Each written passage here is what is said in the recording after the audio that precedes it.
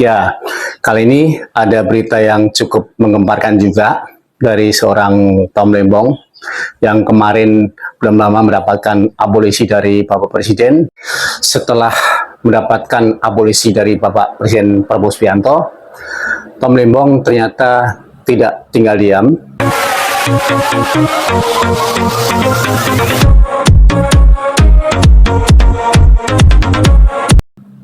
Kemarin pada Senin 4 Agustus 2025, Tom Lembong melalui kuasa hukumnya Zaid Musafi melaporkan majelis hakim yang memvonis 4,5 tahun penjara itu ke Mahkamah Agung. Sebelum lebih jauh kita bahas tentang gugatan atau laporan Tom Lembong ke Mahkamah Agung, sebelumnya kita bisa melihat hasil polling dari media atau opini publik terhadap putusan abolisi yang dikeluarkan oleh Bapak Presiden Prabowo Subianto. Jadi sebelum putusan vonis, ya, itu ternyata ada polling dari media atau opini publik.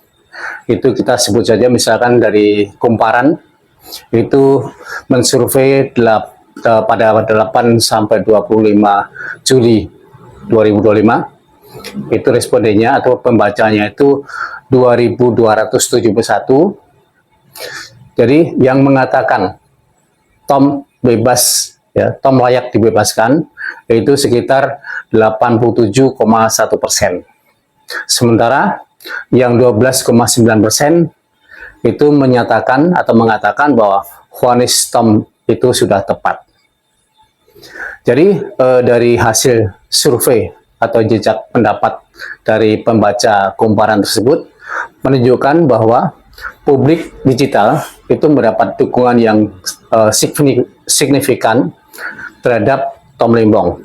Jadi sebelum vonis diputuskan oleh hakim, itu animo masyarakat secara umum itu bahwa Tom Lembong itu layak dibebaskan. Itu menurut Kumparan. Nah, kemudian dari Denny JA, dari LSI, setelah mendapatkan vonis dari setelah mendapatkan abolisi dari Bapak Presiden, itu menilai bahwa keputusan Bapak Presiden itu merupakan kearifan atau cerminan kearifan politik, ya. Jadi karena langkah ini dilihat dari penyebabnya adalah menyembuhkan luka lama dari politik-politik yang masa lalu, barangkali ada semacam gesekan-gesekan kepentingan, maka Denny JA itu mempunyai pendapat adanya apresiasi bahwa Pak Prabowo itu bisa merangkul semua elemen bangsa. Itu konsep atau pandangan dari Denny JA. Baik, nah sekarang timbul pertanyaan, ya, barangkali ada pro dan kontra terhadap pengajuan atau gugatan Tom Lembong ke Mahkamah Agung ini terhadap hakim pemvonis 4,5 tahun penjara. Kenapa Tom Lembong yang sudah bebas dari hukuman, yang sudah mendapatkan abolisi dari Bapak Presiden Prabowo Subianto, tetapi masih mengajukan, masih menuntut hakim itu ke Mahkamah Agung, ya. Itu alasannya kenapa? Ya, yang nggak kalah menarik, kita bisa simak dan cermati sambutan dari seorang Tom Lembong ketika detik-detik setelah keluar dari lapas Cipinang. Jadi setelah keluar dari lapas Cipinang, Tom Lembong memberikan sambutan, walaupun sebelumnya didahului dengan pengacaranya dulu. Kemudian Tom Lembong diberi waktu untuk memberi kata sambutan. Yang pertama, Tom Lembong tentunya mengucapkan terima kasih kepada Tuhan Yang Maha Esa telah bebas dari penjara yang dijalaninya, yang dapat tuntutan atau hukuman yang seharusnya 4,5 tahun penjara. Yang kedua, terkhusus Tom Lembong mengucapkan terima kasih kepada Bapak Presiden yang telah memberikan abolisi sehingga bisa bebas dari vonis yang dijalani. Nah, selanjutnya Tom Lembong mengungkapkan bahwa kebebasan ini ya menjadi bukan menjadi akhir dari cerita. Ya, kebebasan ini bukan akhir menjadi cerita, tetapi justru awal dari perjuangan seorang Tom Lembong untuk tetap menegakkan kebenaran. Jadi itu intinya. Yang ketiga, ya barangkali kita bisa ingat-ingat sambutan Tom Lembong. Jadi Tom Lembong ingin ya menyarankan, ya menyuarakan, kemudian mengingatkan dan bahkan membantu agar sistem hukum kita itu lebih adil, lebih memihak pada kebenaran. Nah, kemudian ada lagi semangat yang tidak mungkin retak, apalagi patah. Ya, itu komitmen seorang Tom Lembong. Jadi semangatnya itu tidak mungkin retak, apalagi patah. Ya. Nah, Tom Lembong juga percaya bahwa negeri yang kita cintai ini, ya, negeri yang sangat banyak penduduknya, ya, yang terbaik di dunia ini, ya, itu Tom Lembong yakin bahwa ini masih sangat punya potensi untuk dibenahi, ya, dan beliau, ya, Tom Lembong itu sangat-sangat mencintai negeri Republik Indonesia ini. Ini yang bisa kita petik intisari daripada sambutan Tom Lembong selepas bebas dari lapas Cipinang. Pertama-tama tentunya saya mau menyampaikan rasa syukur yang dalam kepada Tuhan Allah Yang Maha Esa, karena tanpa perkenannya tidak mungkin saya berdiri di sini saat ini.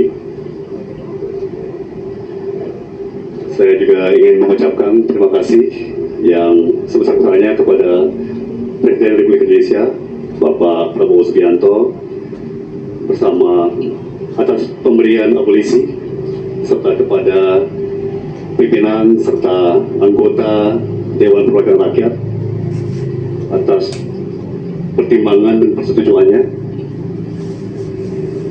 Keputusan ini bukan hanya membebaskan saya secara fisik, tetapi juga memulihkan nama baik saya dan kehormatan saya sebagai seorang warga negara. Saya tahu keputusan ini tidak mudah, dan saya menghormatinya sebagai sebuah keputusan konstitusional yang lahir dari pertimbangan yang mendalam. Namun saya juga sangat-sangat sadar bahwa banyak pertanyaan, banyak kegelisahan yang menyertai abolisi ini. Saya juga menghormati pandangan-pandangan seperti itu, ya. Karena sejak awal saya pun merasa bahwa apa yang saya alami ini bukanlah bagian dari proses hukum yang ideal.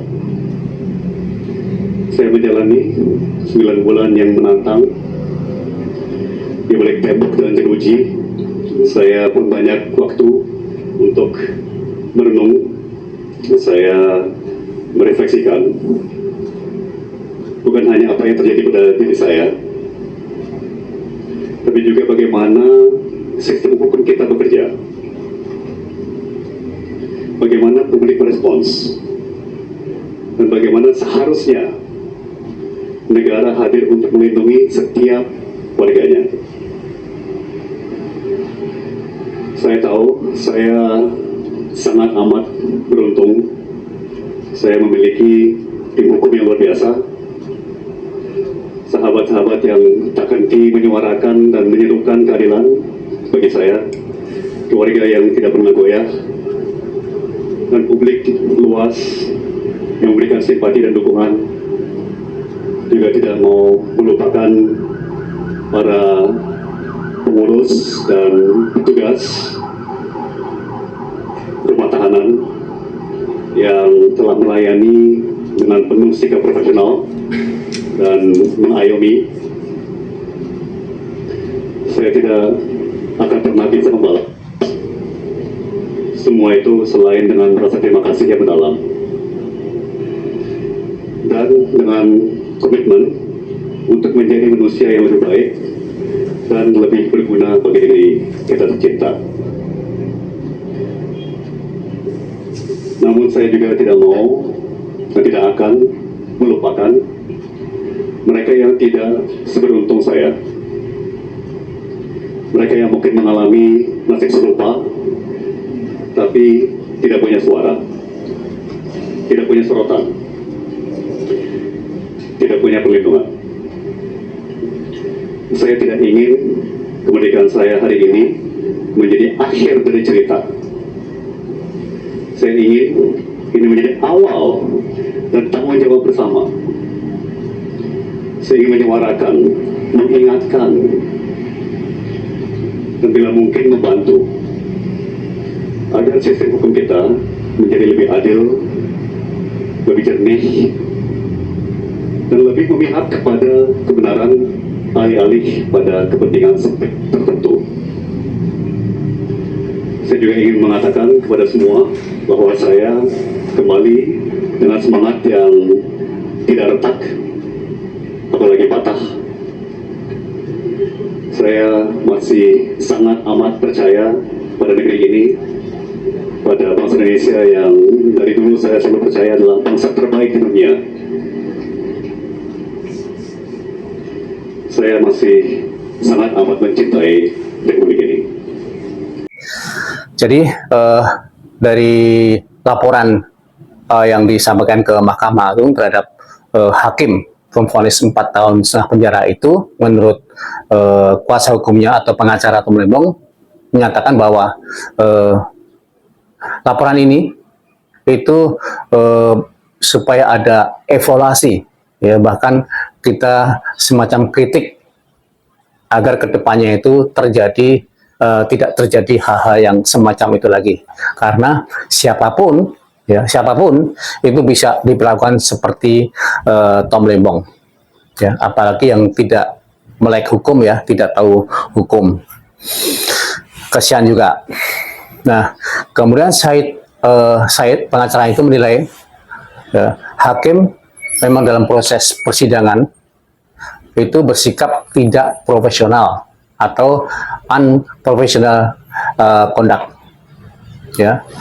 Dia menganggap hakim itu mencari kesalahan Tom saja. Itu menurut pengacara Tom Lembong. Jadi seluruh hakim yang memutuskan, ya, memvonis perkara Tom Lembong karena tidak ada dissenting itu akan dilaporkan semua oleh pengacaranya, ya, ke MA. Jadi mereka beranggapan seolah-olah Tom itu sudah bersalah. Jadi tinggal dicari alat-alat buktinya, ya, padahal tidak seperti itu, ya. Itu menurut pengacara Tom Lembong. Nah, setelah itu barangkali, ya, pihaknya juga akan bergerak ke Ombudsman dan BPKP, ya, setelah melaporkan ke MA dan Komisi Yudisial. Jadi ini cukup menarik, ya, terkait tuntutan atau laporan Tom Lembong, kemudian dikorelasikan dengan sambutan seorang Tom Lembong pada saat keluar dari lapas Cipinang. Jadi memang tujuan daripada Tom Lembong itu untuk tetap menegakkan kebenaran, keadilan, dan sama rata di mata hukum, ya, supaya masyarakat luas itu merasakan mendapatkan keadilan yang seadil-adilnya. Jadi yang namanya keadilan itu diharapkan tidak ada keberpihakan, tidak ada keadilan itu hanya untuk kelompok tertentu. Jadi keadilan bagi kita semua, keadilan bagi bangsa dan negara Indonesia.